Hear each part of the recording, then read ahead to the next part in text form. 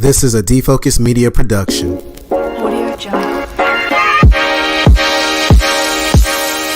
What's up, everyone? It's your favorite optometrist, Dr. Daryl Glover. And I'm Dr. Jennifer Lyerly, resident optometry nerd. And welcome to Defocus Media, optometry's #1 podcast, where we discuss the hottest topics, latest technology, eyewear, practice management, and more. So sit back, relax, and defocus.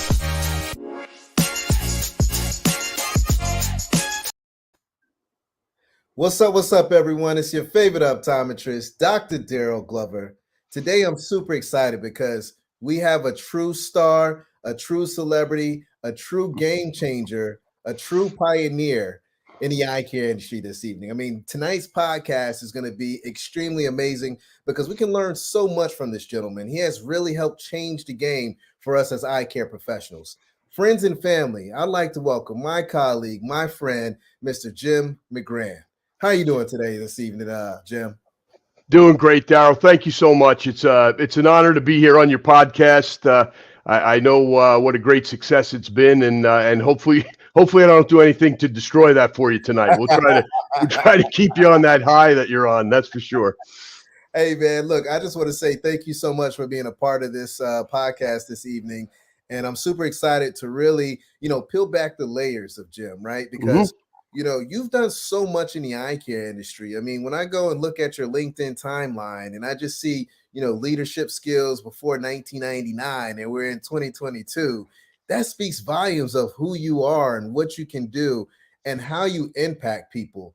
So today I just really wanted to dive deep into your journey, man. And, before we get started, I always like to start the show off with just getting to know who's sitting in front of me. Let the listeners, the viewers, our colleagues, to understand who's in front of us. So if you don't mind, just maybe sharing your background, where you went to school, where you live, family, whatever you feel. But let's get to know you a little bit more, Jim. Sure thing. No, happy to do that. So, I reside primarily in New York City, but I spend a fair amount of time in Michigan. I have my daughter and son-in-law and our two grandkids moved out to Michigan about a year ago. So my wife and I try to get out here at least a week a month and spend time with them. So I'm the oldest of seven. We'll talk a little bit about that in the journey. And grew up in New York, out on Long Island.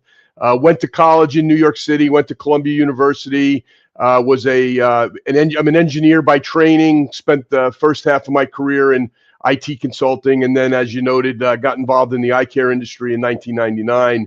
Joining Marchand and have loved every minute of being a part of this amazing industry, which we'll talk about tonight. But for me, life is all about my family, and I was mentioned to you when we were warming up. I love following you on Instagram, not only for all the great stuff you do out there for the industry, but I love seeing your children and the way you and your wife interact with them, and it makes me think a lot about. My kids now are, 32 and 26, and my grandkids are 5 and 2. So, been through the cycle that you're in the middle of. I know you're in the thick right now. But for me, that's what it's all about. And when I found the eye care industry and found Marchand, it gave me a time. When I was consulting before, I was on the road a ton. And joining Marchand, which was based on Long Island, it gave me more time with my family and as my children were growing up. So it's just been a blessing. Joining the industry in '99 and everything I've gotten to do that we'll talk about over the evening. Yeah, man. I've had the pleasure of seeing you online, but last Vision Expo I was at. I think it was the Prevent Blindness. There was some type of gala or something like that. And I remember, everyone was in the building, it was all the movers and shakers in eye care. And you went up and you started talking, and then the whole room got silent. And I was like, man, he got some juice over here, man. Let me listen. Let me see what's going on here. And, it changed, my perspective of, what leadership means, what impact means, because at that point I went to go look a little further at your background, and I was like, this is why he has that respect. He's made so much of impact in the industry, and the reason why, in my personal opinion, is probably because of your why, right? And I would love to Mhm. dig a little more in that, but Sure. also because you put people first. I mean, at the top of this conversation, the first thing you talked about was your family, Mhm. right? Yep. I'm a Yeah, firm, and if you take care of your family, you will take care of everyone else, right? I mean, if you treat people like your family, to me, that's always been the key to success in the exam lane and outside of the exam lane. But I'd love to learn a little bit more about your why, if you don't mind yeah. sharing, Jim. Absolutely. Yeah.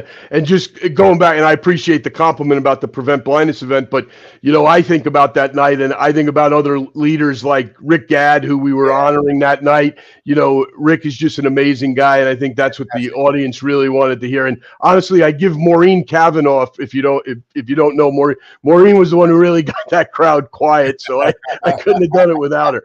But, as far as the why, and it's interesting, I think I mentioned it that night. To me, my why and a why to me is, why do you get up in the morning? Why do you, why do you go to your job?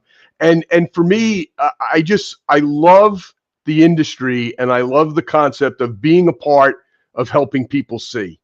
So to me, I know I am not the doctor. It's doctors like yourself and you guys, the professionals, are the ones that truly help the patient see. But it's Yeah, just such a wonderful industry to be a part of, where the different roles that we'll talk about tonight, I've always felt a connection to being able to help people see. And I love it. And I think some of my favorite things I've gotten to do during my time at VSP, I got to go on a number of mobile clinic events and seeing people who are 45 years old and have never had an eye exam, and they put on a pair of glasses for the first time and they realize this is what a tree looks like, or this is what my yeah, kids look like, or this is what I'm yeah, seeing. There's nothing like it. I mean, to be able to make that impact in such a short period of time. And then if I expand on it a little bit, I love to do this exercise that with folks that I learned at a leadership development conference I went to, and it's this sorting of these cards. And sometime you and I'll get a chance, we'll do it. But it basically helps you figure out what your calling is, and you narrow all these cards down to your top 5. And for me, it's always been about facilitating change, solving problems, building trust, adding humor. Hopefully we get to do a little of that tonight. And then bringing joy.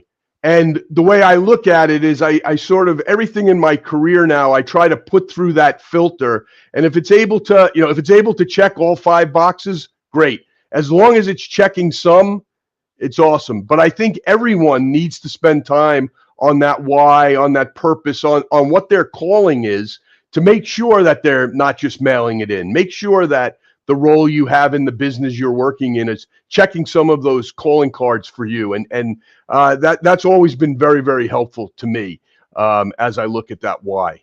Yeah, I love that. And I have the opportunity, the blessing to speak to a lot of students, a lot of new graduates. And I Mhm. always tell them, they ask me, Dr. Glover, how can I find the right, company to align with and make sure that that's the right decision?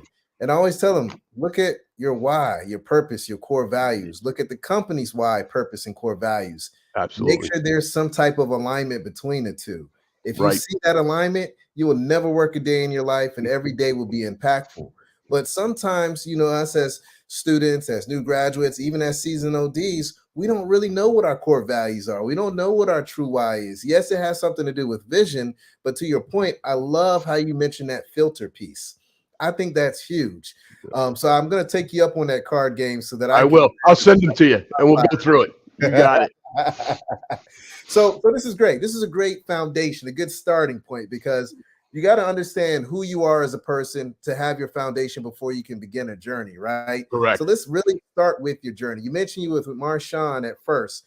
How Hmm. do we get into Marshawn, especially with a background with engineering? I mean, Sure. Marshawn, I think glasses. I mean, I know there's a lot of behind the scenes things that could take place, but let's talk about that and break that down a little bit more, if you don't mind, Jim. Absolutely. No, happy to do it. So yeah, I think we did an exercise. I did an exercise, another one that's fun to do, where you basically map out your leadership journey and you tie it to both your professional and your personal life. And it's another one I'll show you and we can spend some time on. But I think if I start at that point, or I'll go back a little bit. I mentioned at the top about being the oldest of 7.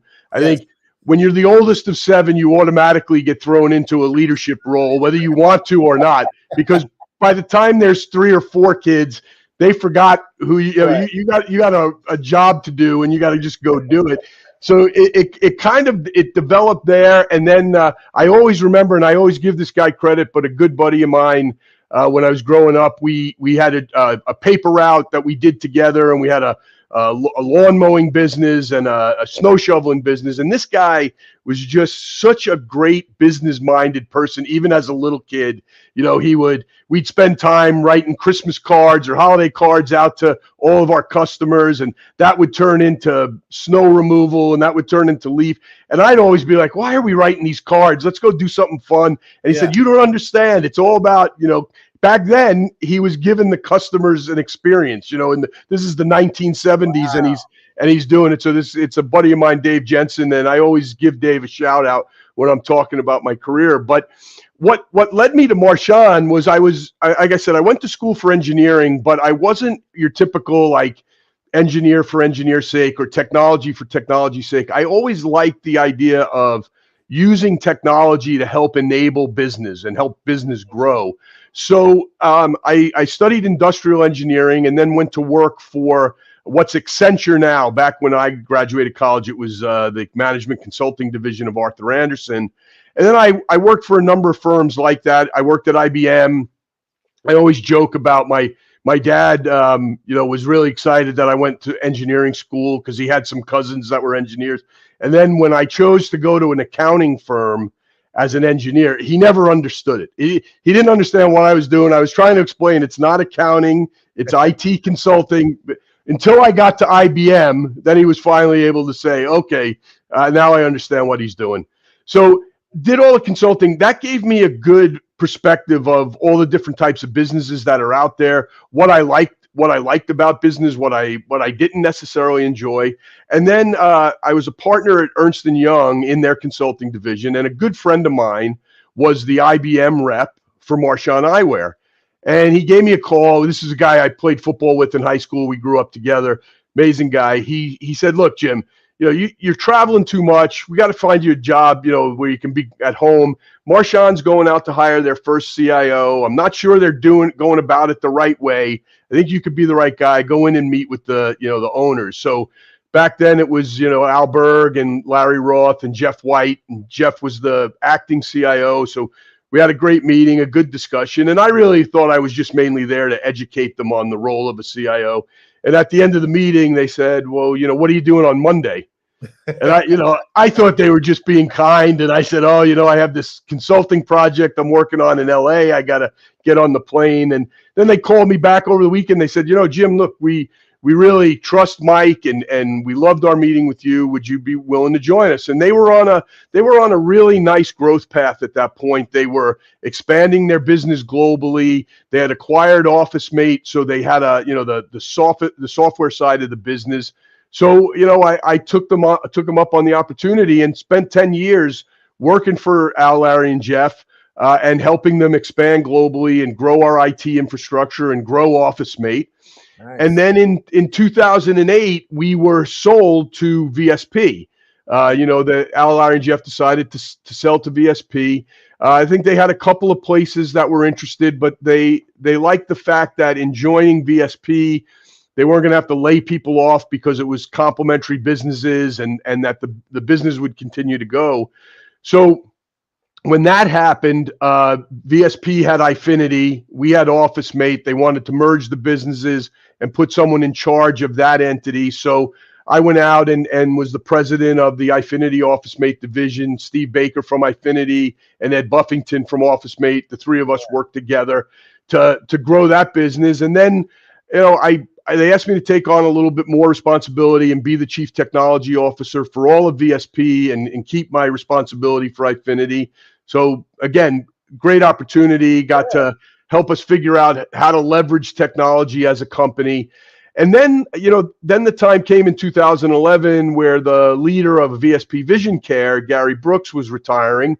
And they asked me if I would, move from the technology side and lead that business. And I got to tell you, that was a highlight for me. Those 5 years, There was just an amazing leadership team that I got to work with day in and day out. And probably if I had to pick one favorite part of my career, it was those 5 years. We restructured the business. We grew it, by 25%. We added a number of members, and then that positioned me to when the overall CEO was retiring, I got in line and was chosen to be the CEO, and I did that for a couple of years. In all transparency, and I always like to be transparent, there was definitely differences of opinion between myself and the leadership team at that time on the direction the business should be taking. The former CEO stayed on the board and wanted things to really stay more, with the status quo. And I didn't really believe that was what the business needed to do. So we parted ways in 2017, and I moved back from Sacramento to New York. Okay. And started doing some consulting work with all of these private equity firms that are around the industry, and obviously our industry is these private equity firms would not be in our industry if it wasn't a great industry. That's not what they do. They want to find industries that are exciting and have growth potential and that they know what they can do. So I was lucky enough to, in that process, a guy named Andy Alcorn, who used to run another managed vision care company that I got to know, introduced me to the team at Nordic Partners. And Nordic at that point had made the decision, with Andy's help, to roll the buying groups up. So they bought the 4 largest buying groups: Block Buying Group, HMI, Vision West, and C&E. And decided to put them together. So they asked me to join the board at first, and then about 9 months in, they asked if I would take over as the CEO and help through the integration. And had a great time and amazing. It's always about the team, right? It's always about the team and the team you build. And again, another amazing group of people that I've gotten to work with for the last 5 years. We had to rebuild the entire IT system. We had to, consolidate 4 businesses, develop our own culture, as at that point, we were referred to as Healthy Eyes Advantage. And then we started to look and say, okay, what more do we need? And I mean, this better than anybody. You had the buying groups, and the buying groups served a purpose, right? They helped doctors' offices save money. Right. They worked with many, we worked with 250 vendor partners, so you could buy from whoever you wanted, but hopefully we were able to negotiate deals that were better for you. But it wasn't that sense of community, right? It wasn't that sense of being a part of something like the alliance groups developed, like the Vision Sources and the PECA and those types of organizations developed. So we realized we either have to build these capabilities or we got to buy them. Right. And, I reconnected with Dr. Lance Anderson, who was one of the founders of PECA. And, we figured out that they were available to buy. And after a few months, we were able to acquire them and add them to the Healthy Eyes family. And, then the final step was getting that integration done. And as being in a business that's private equity owned, for the most part, private equity companies bring businesses together. They may buy more others, but eventually those businesses are going to be sold. Right. And either they're sold to other financial players or they're sold to strategic players. Right. And as we were assessing where we were as a company, our belief was that we were really ready to be part of a strategic. So we started talking to a lot of the players in the industry, whether it was the entities that were rolling up private practice, like my eye doctor and your organization, or organizations like VSP and EssilorLuxottica. And VSP got very excited about the opportunity to really get focused on and invest in the independent side of the market. And Mike Guyette, the current CEO over there, great guy. Has had the vision and the execution that he's had for the last few years, and realized that I really need to get focused and get involved with the independents, and it just made sense. And if you look, EssilorLuxottica has done a lot of this themselves by buying groups like OptiPort and Perk and Vision Source. Same thing, because in today's world, we all know 75% of all eye exams done in the U.S. are done by independent eye care professionals. Right. So if you don't take care of independent eye care professionals, you're not taking care of the industry. Right. So it was then that, we ended up, going through the process and working with VSP. And then on October 1st, PECA, which was now the combination of PECA and HEA, was sold to VSP. So sorry, I know that was long-winded, but that's the Marshawn days, the frame guy, all the way back up to. This is what I wanted to hear, Jim. And there were so many pieces there that I just want to kind of unfold and kind of dig a little more in. And what I really want to kind of go back to is the piece where there were 4 businesses. When I hear 4 businesses and you have to kind of bring them all together, and you think about culture and you think about policy, you think about strategy, man, that's a hell of a job. That's a tough job. I would really like to learn a little bit more about, what was the mindset, and how did you make it happen, man? Because that's difficult to accomplish. Yeah, you have to, when you look at this, doesn't matter the size, right? These were 4, small to medium-sized businesses that were coming together. But as you said, they each had developed their own business processes, their own culture, their own way of interacting with customers. So for me, first and foremost, you need to listen to each of those existing businesses about what was working, what wasn't working, what are the parts of the culture that need to survive and need to move forward. And so we spent a lot of time in the beginning really understanding what made Block great, what made HMI great, what made C&E great, what made Vision West great. And then what we tried to do was pick the best of those worlds, but then also create our own Healthy Eyes Advantage culture and view of the world. But a lot of it was built on the back of what those founders had put together. So it was that. I think you always have to listen. You learn so much over your career, and I know you already have. And for me, to me, sometimes you learn as much from the people that you would never want to emulate as you do from the people that you'd love to be like. And absolutely.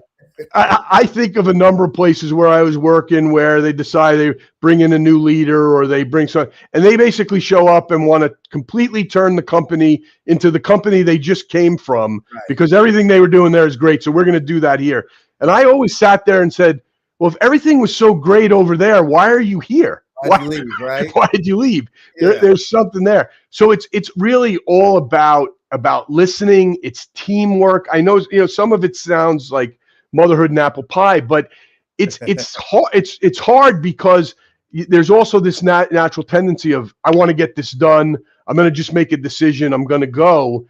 But if you don't have the people with you and you don't have the team supporting where you want to take it, you're not going to get it done anyway. Yeah. So, culture eats strategy for lunch. You can have the greatest strategy in the world. The culture isn't lined up, it's not happening. So that's really what we focused on. Yeah, it's funny you say that. I was listening to a podcast last week. I was traveling somewhere on behalf of the business, My Eye Doctor, and they were talking about, you can have the best business plan, the best strategy, but if you don't have the people to uplift that strategy and the culture to make it happen, then the business is not going to go anywhere. A lot of people spend a lot of time just looking at strategy, but not really strategizing on having the right people to facilitate that plan to come to fruition, and having the right people, but also making sure that the culture is there to make sure that it can come to fruition as well. Yeah, I think I've told this story before, but the cultures at Marshawn and VSP were very different, right? Marshawn was a entrepreneurial, hub and spoke leadership strategy. Al Berg was the CEO. He made the decisions. This is how we do things. Basically, just go do your job. So I was there for 10 years. So that stuff rubs off on you. Right. You got out to VSP. VSP had a totally different culture. And I remember one time, right in the beginning, I'm standing in front of my new team of, 200, 300 people at Eyefinity, and a woman raises her hand and asks a question. And I didn't understand the question. And I was getting into my inner Al Berg mode. I was getting frustrated. It's like, why don't you just do your job and then we'll get back to you. And Right. Steve Baker, if you know Steve Baker, used to lead Ifinity and VSP. Steve popped up and he said, Jim, what she's asking is she wants to understand how her role in the business supports the vision. And I'm like, oh, wow, that's awesome that she wants to know that, because that wasn't where I was from. But Right. then I thought back to it's all over the internet and everything you've seen. But when President Kennedy visited the Space Center, and he ran into the guy who was the janitor there, and he was talking to everybody and shaking hands, and he said to the guy, what do you do here? And he said, well, sir, I'm here to put a man on the moon. Yeah. And that, like, if you have every person up and down in your organization with a shared consciousness about what your vision is and where you're going, you're unstoppable. You're unstoppable. And we were talking earlier, before we jumped on, that someone like Sue Downs, who leads My Eye Doctor, Sue's a perfect example of this. Sets the vision, gets the team going, and you guys are all there, and you see it in the messaging and in what's out there. There's nothing like it. When everyone's singing from the same hymnal, there is nothing like it. It's outstanding. And when you have those leaders that actually live the purpose and the core values, and when you have a leader like Sue Downs that started the organization and still the CEO 20 years later, that speaks highly of her investment in My Eye Doctor, but also her investment in the eye care industry. Correct. We help patients live their best lives, but we also look at ourselves as the leaders in eye care as well. And it's because we understand the mission, we're all on the same page, and we know we're going to make an impact. Yeah, nothing like it. Nothing like it. Now, I want to kind of pivot and go back to this partnership with PECA and VSP. Now, I'm gonna keep it real with you, Jim. When this news came out, man, everybody was like, "Oh man, you guys sold out. What the hell is going on?" Right? You go on the blogs, you go on Facebook, and everyone that's the independents, they're feeling like you sold them out. So, I would love to just get your perspective, your opinion, what the actual vision was in regards to why did this move take place? How is this going to help independents? What does that look like? If you don't mind sharing that with the colleagues out there. Not at all. I understand it. I understand the emotion, and I can understand where someone that isn't involved in the development of the strategy would have that question and want to understand that. So the way I view it is when Healthy Eyes Advantage purchased PECA, and we went to our first meeting together with our national advisory board, which was made up of independent ODs, both from the HEA world and the PEC world. And we polled the group around, what are your biggest concerns? What are the biggest challenges that you're facing? And number one rose to the top that we need help navigating the managed vision care space. We don't have a voice. We're single entities trying to, deal with these large organizations. And to me, while I understand, that it might be viewed as being a sellout, I look at it a little differently. At this point now, independent optometry, and there are 12,000 independent eye care professionals that are a member of the former PECA that is now owned by VSP. They now have a voice. They have a seat at the table. They have two, and present company accepted, because you're one of these people as well. But two of the best leaders from an optometry perspective, in my opinion, in the industry, Dr. Lance Anderson, who was the founder at PECA, and Dr. Justin Manning, who's been the chief member experience officer at HEA and at PECA. Having those two guys now ODs in the organization as a voice with a seat at the table, independent optometry has got to leverage that and use that voice. I love the saying about, if you don't have a seat at the table, you end up on the menu. And that's what happens. So I believe now Justin and Lance will be the amplification of the 12,000. And I know, and I've listened to, Mike Guyette as we've been through this process and heard Mike say, we are investing in independent private practice.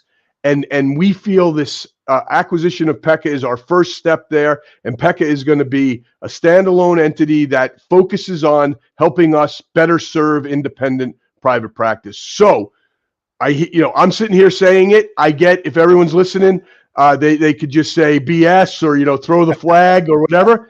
But what I would highly recommend is I would have everybody move into the state of Missouri, right? The state of Missouri is show me, right? Yeah. Show me. Let Justin and Lance have some time, be the voice.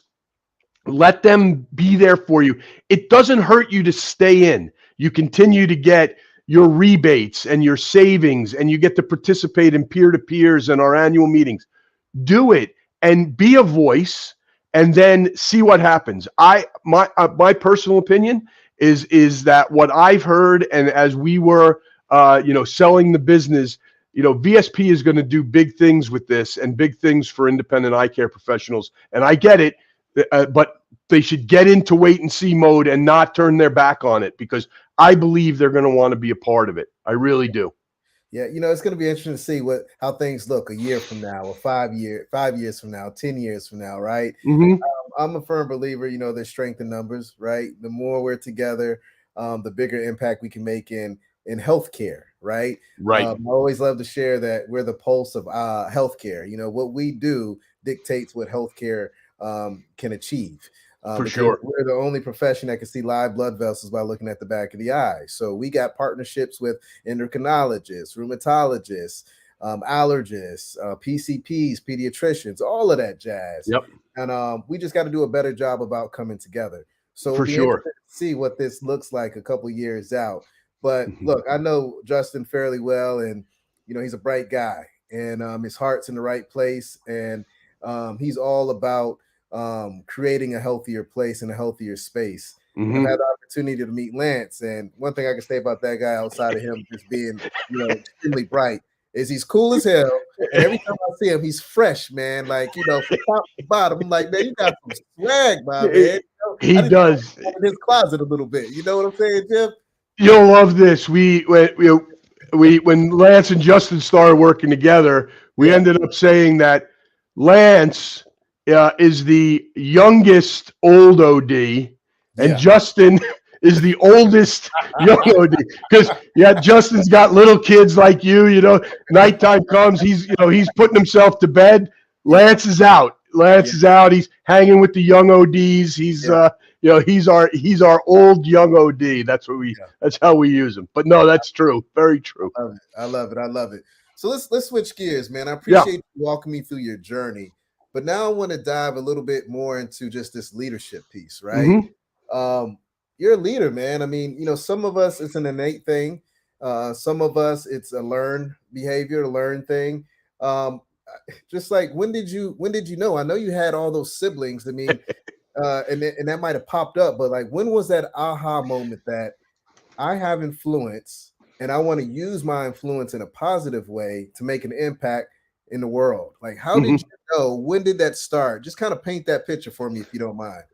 Yeah, no, I think, I joke about it, but I think it is true that a birth order does have something to do with it. You get put into a position where you do have responsibility, and, sadly, both my parents are gone. So it's almost like my wife and I have moved into that role now with the full group.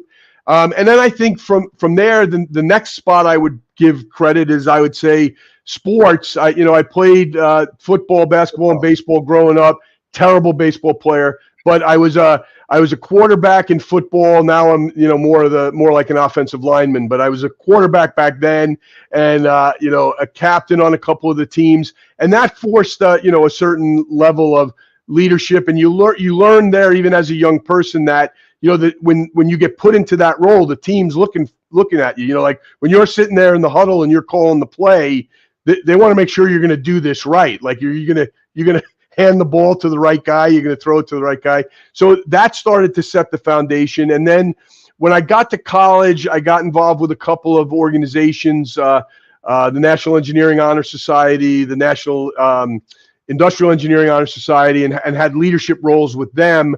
And again, just continued to build it, and was always, for me, always watching the people that I was reporting to, trying to figure out, okay, these are the things I'd like to emulate. These are the things I love this guy, but I don't think that that's necessarily the right way to be treating people, and really try to continue. And then when you think about it all, in the end, it all goes back to the golden rule, right?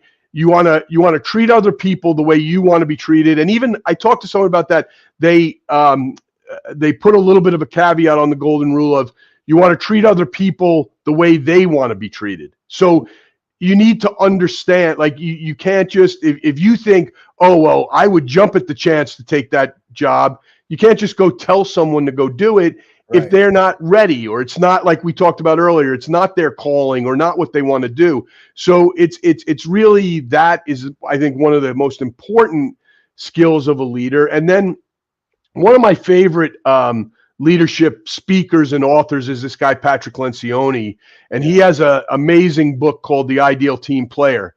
And he basically nets everything down to what makes the ideal team player. And the ideal team player is someone who is humble, they're hungry, and they're smart. And smart, not intellectually smart. They're thinking more about intellectually, you're expected to be smart, but it's more emotional intelligence, how you deal with people. And what's great about this book, it's a quick read, and he goes through and you can picture people in your life where they possess maybe just one of those skills. Like if it's just someone that's 100% hungry and they're not humble at all, and they're not, they don't know how to deal, they have no EQ, they're just a bulldozer. And he gives a name to each of them. So for me, when I first read that and first listened to Patrick speak, I really do try to live that as you're taking on, as I've taken on new roles, or as I've been put in different positions, because it's about listening. It's about being humble. It's about setting a vision and being decisive and enabling your team to succeed. But it all comes back to listening and that saying about, we have 2 ears and 1 mouth for a reason, right? We're supposed to be listening to the people around us. Now you're starting to sound like my wife, man. Sorry. That's great. But no, man, I mean, like, that's kind of been the theme of this entire podcast, right? Listening. You have said that word numerous times throughout your journey, numerous times throughout talking about leadership. I mean, that is a common theme. And that's one thing that I see in a lot of great leaders. I see that in my fierce leader over at My Eye Doctor with Sue Downs. I see that with my leaders over at Black Eye Care Perspective. I see that in you. People listen and they're able to communicate better and have clear lines of communication because they actually know what's going on. They're listening to the people and then able to find the right solution to make things happen, right? Exactly.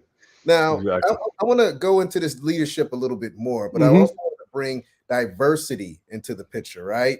Because, there's not a lot of diversity in leadership, right? And I would love to see more of that.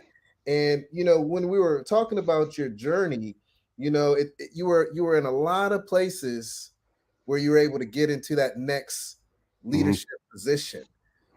How can a Daryl Glover get into that leadership position? How can a Dr. Fayez Magoob, a Dr. Adam Ramsey, a Dr. Harbir Sayan, how do we get in those positions of leadership? Jennifer Lyerly, F. Johnson. So I'd love to be able to kind of break that down, because we all know more diverse teams outperform non-diverse teams. I mean, studies are out there and it's there. But I would love to learn a little bit more about that, because there is a young OD that's coming out of school and they're listening to this podcast. They're watching this podcast and they love everything that they see about you, Jim, and they love what they see about me. But they don't know how to get into that position of leadership, and they have all what it takes. So let's talk about that a little bit more. What do you think we need to do to change that? It's a really important topic that, for me, I believe people that are in current leadership roles need to look around at their team and assess that diversity. If you're sitting in a team, I remember learning this, if you're sitting in a team where every single person around you says all the same stuff you do, looks like you do, and is just, and you're the leader and they're just telling you, how great you are, you got the wrong team. You don't know, but I think one of my biggest learnings, and I don't know if you've met this guy, but there's a guy named Robert Cathy who is a VSP exec. Robert's was very involved in our in the diversity programs at VSP. And I always tell this story too, is I remember when I first got out to VSP, and it's like anybody, you think, because okay, well, I grew up in New York, it's very diverse. I've interacted with tons of people. I get it. I understand. Yeah. And I always remember sitting with Robert, and I have just a quick aside, my son, and I can talk a little bit about some of what I learned through him. But we adopted our son at 13 months from Colombia. So where our family's a mixed race family, and we could probably do a whole podcast on the learnings I've had from that, but I'll come back to that in a second. But when I first met Robert, and we were actually talking about Trevor, and talking about some of the challenges over the course of our life at that point, he taught me about the concept of subconscious bias, and that while maybe your actions or what you say or what you do don't show you as a bad person, people can help it, but you have to spend time understanding those subconscious biases. Absolutely. And understanding, well, why am I, if I'm picking two folks for a role, am I leaning more towards I'm going to pick the man or the woman that's more like me, or that I think is just going to be easier, not going to give me the hard time, or not going to be different? That's not the right way to look at it. And right. And if you don't recognize those subconscious biases, and I always thank Robert when I see him or when I talk to him, that was eye-opening for me. And that was only, that was 2008 when Marshawn was purchased. Yeah. And again, thinking of myself as we're a multiracial family. I'm a New York guy. I've been around all kinds of races and people, and it's no big deal. It is a big deal if you're not focused on those subconscious biases and making decisions with some of those things in mind.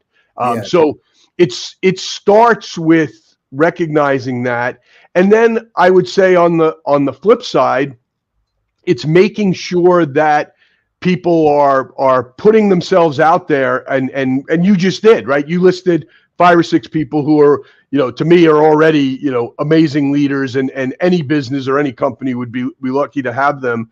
And they do a great job of being there and putting them out. But for every one of those 5 people you included that you mentioned, there's probably 30 or 40 behind that. Yeah, you know what? I'm not comfortable being out there, and I'm going to wait for them to find me. Or the most amazing one I remember learning, again during my time at VSP, around women, where a male executive, if you're about 50% ready for a job, you'll go, yeah, give it to me. I got it. Put me in, coach. I'll go do the job. There were female executives that are like, I'm only about 95% of it. I'm not ready.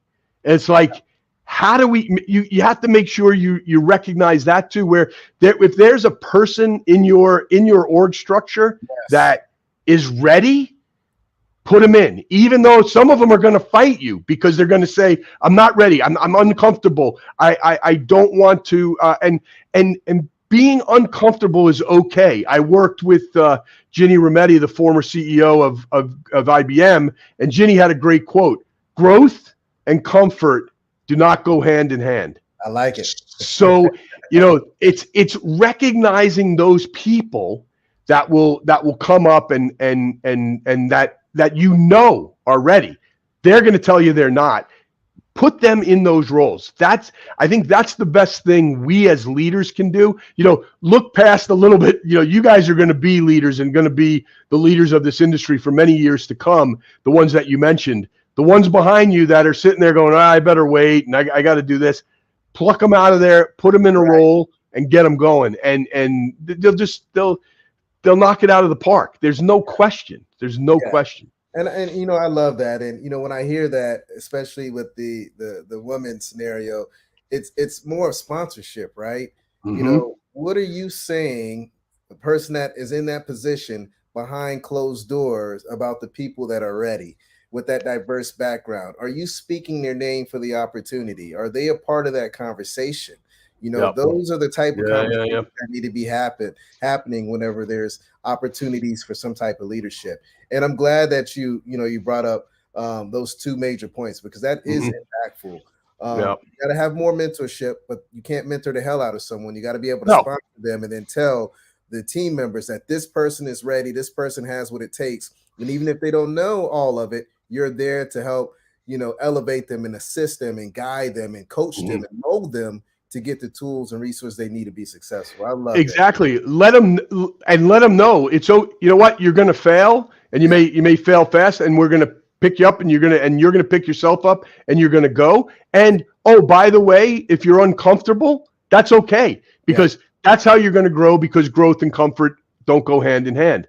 And you know, like I remember to this day when they asked me, and I was honored to ask me to take over the VSP Vision Care business. I was like, why are you picking I still in my head, Al Berg, I told this story earlier, so in Al Berg at Marchand, he always, for my whole career with him, would always just call me the computer guy. So I'd be like, why are you putting the computer guy in charge of the most important business? And now I look back and say, it's because they saw something and they believed. But I got to tell you, I was scared. My first time standing in front of that group, trying to make them realize, hey, I'm not just the computer guy. I'm not going to destroy this business. Please believe and work with me. It was not comfortable, but you know, people rallied, and it was really great and a lot of fun. So you're right. It's feeling supported and knowing people are there, giving people the opportunity to fail or struggle, and know that, you know, we're not throwing you out after one mistake. We're here to help you grow. I love it, man. I love it. Yeah, you've dropped a lot of gems tonight, a lot of great information, very impactful journey. But I got to ask you, you know, another question. It may be the last question, but I definitely need an answer to the question. Sure. What does the landscape of optometry look like, you know, 5 years from now, man? I mean, you know, there's been so much change just in the last year alone. I mean, from, you know, legislation to, you know, telemedicine, to private equity, to, you know, just a need for more optometrists, to students not passing boards like they used to. You know, there's a lot of variables playing right now, but I'm curious to know, with someone that has great insight, that someone that has great leadership and that's seen a lot of this industry, where do you see it going 5 years from now, Jim? You know, today when I woke up, I always see my, you know, the V-mail and my, you know, review of optometry. And I found this great article, and I thought this guy hit it right on, where he said, the future of optometry holds exciting opportunities for ODs to enhance care, grow in their profession, and even improve society. You know who said that? You. You wrote that article for a review of optometric business, and honestly, when I read it this morning, I'm like, he's got it. And here's why. What you're saying there is so true. I think there is enormous opportunity for optometry with the rising population, the aging population, higher incidence of serious eye disease like AMD and diabetic retinopathy, and there aren't enough you know, MDs to just transfer the work to, and they are going to get more and more dependent on the OD. So the opportunity is there. I think medical eye care is absolutely critical. I think where we got in our own way, and this was definitely during my time at VSP, and in your article you reference, you know, the importance of the AOA and the work you guys do with the AOA, and I couldn't agree more. But we had this real difference of opinion about should managed vision care plans go away and everything just move to medical? And it just was not, again, this is coming from me, and maybe someone from the AOA, they'd say different, but for me, that's not the answer. The answer is working together. Leverage the managed vision care plan to get someone to come in your door. And that person that comes in the door is going to become one of your next medical patients. But just getting rid of it, people equate going and getting an annual eye exam to their benefit, whether it's their VSP benefit or their IMED benefit or their United Healthcare. They get in the door. So use it, leverage it, and then start to build that medical practice, because your point in the article is so true. There are so many exciting opportunities. And I know when you talk to the students, and I get to talk to them as well at times, that's the part, that's what you became doctors to treat patients and care for patients. And it's more than just going and getting your eyes checked and getting a new pair of glasses. It's about your overall health and wellness tied to your eyes. And so I see the future as being really bright. I believe that we need to do a better job of working together on how to best do that. How do you get more patients into the door? How do you increase access? And then how do you, the technologies, the other thing we don't want, the technologies aren't going to go away, right? We're not going to be able to stop them.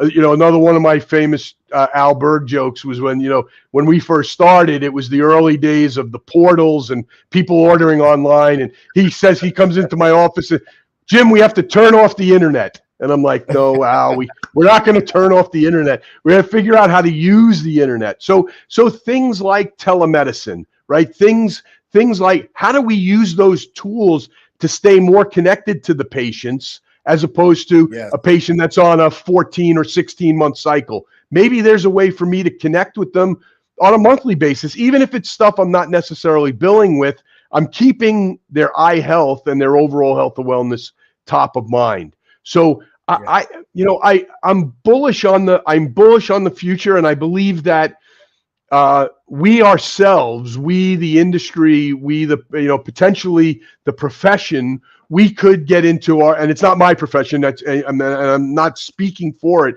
but could almost be their own worst nightmare, as opposed to just being a little bit more open-minded, a little bit more cutting edge. And I get it. I understand. We've done all this research on typical ODs and what their Myers-Briggs scores are and what's important to them. And I know in general and I don't want to paint everyone with a brush and have my subconscious bias, right? But it's like risk averse. We don't want to, we're not going to jump in, but we're going to need to take some risks. We're going to need to increase access. We're going to need to increase awareness. But look, already, when you look at the number of people that have a managed vision care plan, don't care which one it is, that do not use that benefit. So every year they pay, there's probably over 100 million people pay for a benefit they never use. Right there. Let's increase the pie right there. So it's, there's so much opportunity. It's just getting it organized, getting it done right. That's what the challenge is going to be. But working together, right? Working together as partners between the businesses and the doctors and the state associations and the AOA. We can do great things together, and there's nothing to be fighting about, really. I agree with you 100%. I mean, again, strength in numbers, we're better together. We're more impactful when we can work together as a team. We're more impactful when we can listen to each other and figure out, who has, certain strength in certain areas, and we let those people lead in those areas. We just got to do more of that. And I am excited about the future of optometry. I still think to this day, 10 years after practicing, that this is the best profession ever. And I'm going to continue to push it forward. And I'm going to continue to partner with people like you, Jim. I'm going to continue to partner with people like Sue Downs and my Eye Doctor family and all my independent ODs out there as well, to make sure that we continue to push this amazing profession forward. To your point earlier, I had a patient come in today that told me, I've had this benefit for 5 years, Dr. Glover. I've been paying for it, but I haven't had an eye exam. And I was like, why am I paying for this and I'm not coming in? 5 years. And guess what, Jim? That patient needed glasses. They needed glasses. 5 years paying for a benefit and wasn't able to see as clearly as they could potentially see. On top of that, that patient had dry eyes, which was impacting their lifestyle. So it is important that we continue to work together, but we really need to work together to make optometry more sexy.